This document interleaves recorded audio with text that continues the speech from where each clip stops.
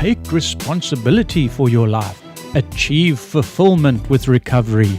Check out responsiblerecovery.net. Now, mind you, I'll rewind a little bit. I actually ended up dating a guy that worked for me at the restaurant. Because him and I, of course, as all love stories start, were drinking together. And so I believe our story started with me throwing up on him, but that's fine. The best of love stories start that way, don't they? And so I actually lived with, at the time that him and I started hooking up, I actually lived with one of my other managers. She was, to put it as nicely as I can, not a very good person. But I didn't realize that at the time. I was a huge fan of her. I thought she was great. I thought she was the coolest, and it was in my best interest to be around her, because the reason I actually ended up becoming a manager was because I hung out with her and I told her, hey, if you guys need help, let me know. I'd be happy to be a manager for you guys. And so I ended up getting it because she suggested me to one of the regional managers, and they're like, cool, let's interview her, and they liked me. So I was like, okay, I'll be around her and I'll do whatever she wants and I'll be a great friend and all that stuff. And it turns out she was just, everything was about her. My nephew actually ended up dying in, I believe, 2014. And I saw that as like a personal thing. I wanted to handle it personally. I wasn't very close to him, but like that was still like very shocking for me. And she went and told everybody. And I couldn't believe that she would do that. She ended up telling my regional manager, who pulled me aside to talk about it, which I thought was incredibly inappropriate, because I didn't tell you this. She told you this. I don't need you talking to me about this in any way, shape, or form. So that's just the kind of person she was. She would say stuff to get attention and stuff like that. But I thought I was being very slick by dating the guy from work. Of course, we're not supposed to date. Managers and employees are not supposed to date. But I would have him come over to my house all the time, and she would go walk the dogs and smoke, and I'd sneak him in, and we'd be in the other room. He would like Spider-Man his way out of the building on the outside, literally on the ladders and stuff, literally just from ladder to ladder to ladder. And it was fun, it was our little secret. Turns out it wasn't that much of a secret. Everybody knew. It's totally fine because everybody talks about everything. And of course I found out a couple years later that he was telling everybody, so yay. But anyways, so him and I actually ended up moving in together. We lived in an SRO. It's called a single room occupancy. So you basically share a bathroom with a bunch of people on your same floor, but you have your own room. So him and I lived together there. We were not very healthy for each other. We did not eat well. We did none of the right things. Basically, we were kind of together out of convenience. I'd never had a real boyfriend before, and I kind of wanted to see what it was like, It's not great. So, and we tried to make it work, but there were just some big things that were just never going to work. He was one of the first people to tell me to my face, you need to stop drinking. You have a problem. You need to stop drinking. And I did not want to hear that. I would tell him that I feel like I have a lot of issues and I want to go get help, like therapy. And he basically told me that's stupid and you shouldn't do that. I actually had a cabbie pull me aside one time and be like, dude, you shouldn't be with this guy. A guy who tells you not to take care of your mental health probably isn't the guy for you. And he comes back all like, what'd you say to my girl? Trying to fight him. I was like, this is so embarrassing. And another big thing was he wanted to own a gun. And I said, I don't feel comfortable living in a house that has a gun in it. And he brought home a gun. And I said, what is this? I specifically said, and you need to respect my wishes because I do not feel comfortable. So he told me that he brought it to a friend's house and it was all good and it was gone.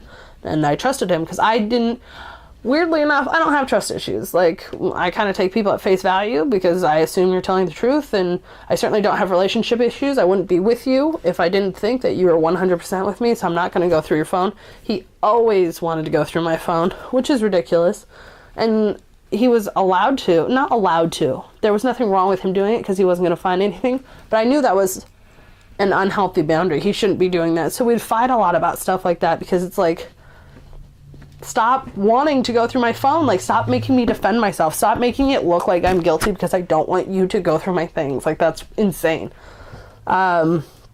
He recorded me one time when he went to work. He had an iPad and he just put it on record the whole time to see if I was cheating, which I wasn't, of course. And I should have broken up with him when I found that out. But we just weren't a match. We were trying to make it work so hard and it just wasn't. And, you know, I ended up starting my new job at the new restaurant and I was trying to be better. And he would expect me, like I was working like 13-hour days there, 5 days a week, coming home tired. I'm coming home at like 5 a.m, tired and stressed, and he would want me to make him dinner or a sandwich or something. And he only works like 5 hours a day, and you want me to make something for you? I always had to tell him where I was. I always had to, you know. And so that's when his and my relationship started to not work so much. And then we ended up moving out of the SRO.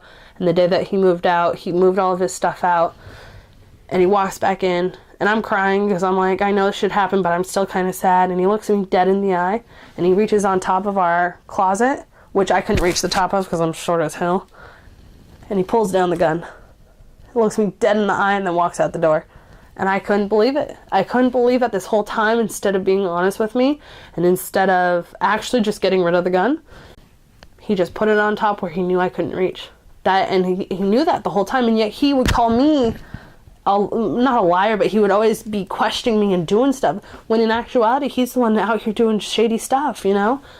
And I found out when we were first together, he'd slept with somebody else, and like stuff like this, like, it was just crazy. But he was the first person to tell me I gotta get my drinking together, because I would wake up and he would be like, do you remember? And I would wake up in a great mood. I'd be like, hey, like, give me a kiss. And he's like, you don't remember last night, do you? I'm like, no. And he goes, like, we would get in fights in public and I would tell him he doesn't care about me.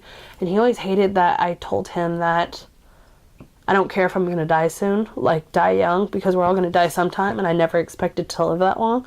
And it's kind of true. I've never expected to live that long. I don't know why. I've always just had this like sneaking suspicious that I'm going to die like young, but with no backup evidence whatsoever. Just a crazy thought, you know.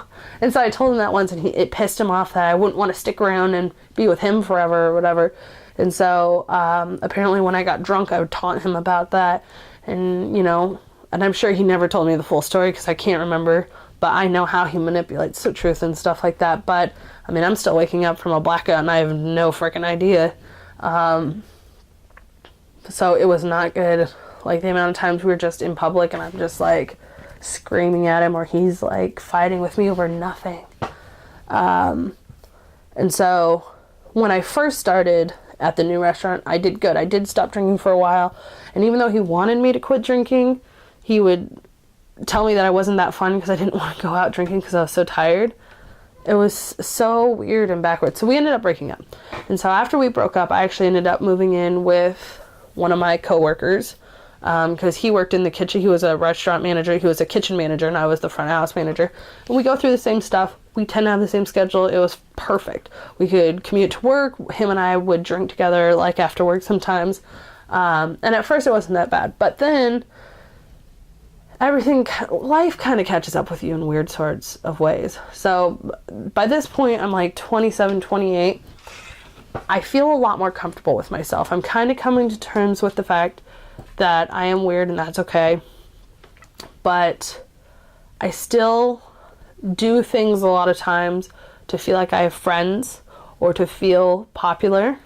And I still, like, drinking for me is an absolute crutch, and my anger as well. I have I wouldn't say anger management issues, but I have a very short temper, and I use it as a weapon. Like, I use it to keep people at bay, because if you're mad at them, it keeps them on their toes. I know how to use it to manipulate people, and I always have, and I've always used it that way.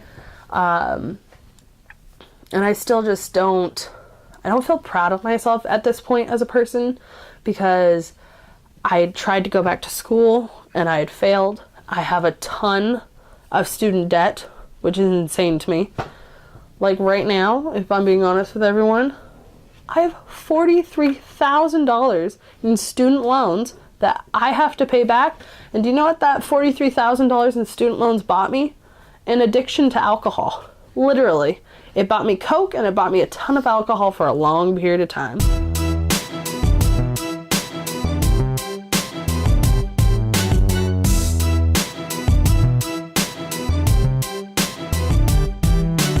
Take responsibility for your life. Achieve fulfillment with recovery. Check out responsiblerecovery.net.